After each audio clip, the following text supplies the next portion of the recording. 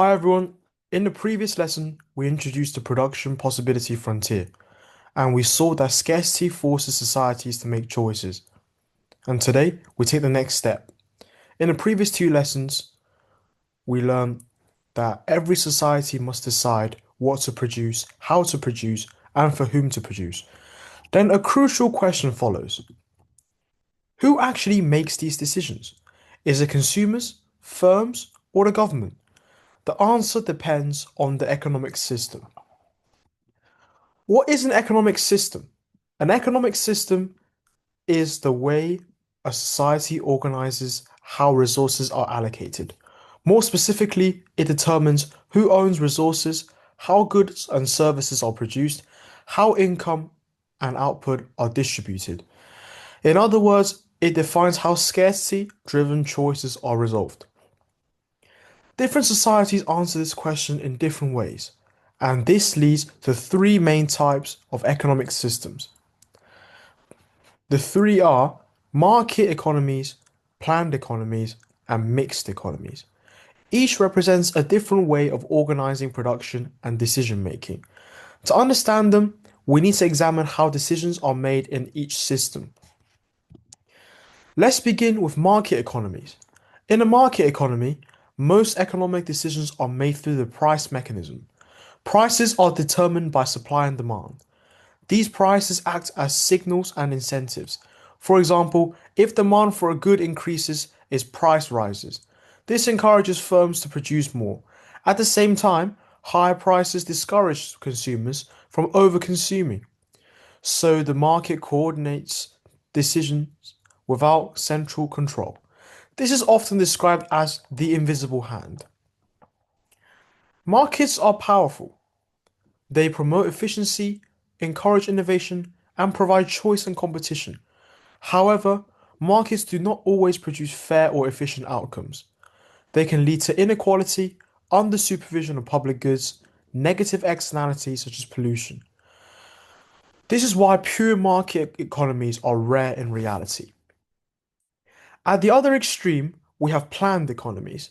In a planned economy, the government makes all major economic decisions. It controls what is produced, how it is produced, and how output is distributed. Resources are typically publicly owned, and prices are often set by the state rather than by markets. Now, planned economies have some advantages. They can promote greater equality, ensure universal provision of basic goods such as healthcare and education, and focus on long-term social goals rather than short-term profit. Because the government controls allocation, it can prioritize social welfare. However, planned economies also face significant problems. First, there are weak incentives.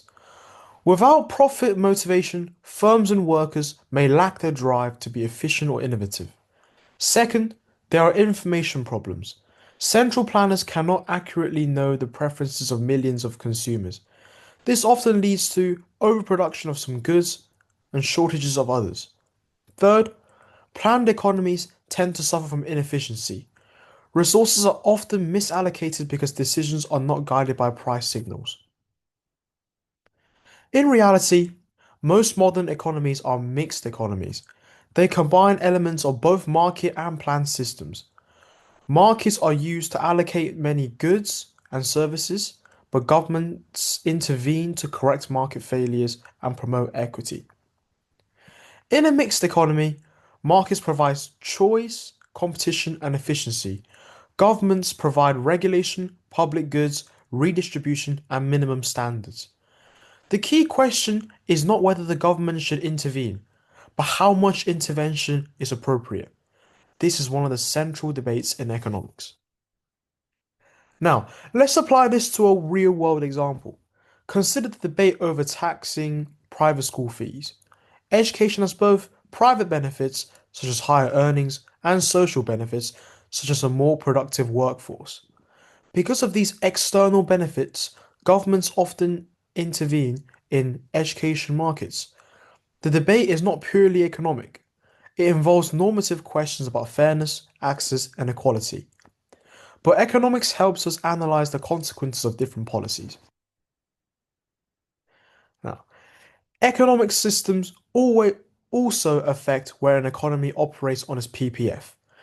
A market economy may achieve high efficiency but greater inequality. A planned economy may aim for equality but operate inefficiently. A mixed economy attempts to balance both.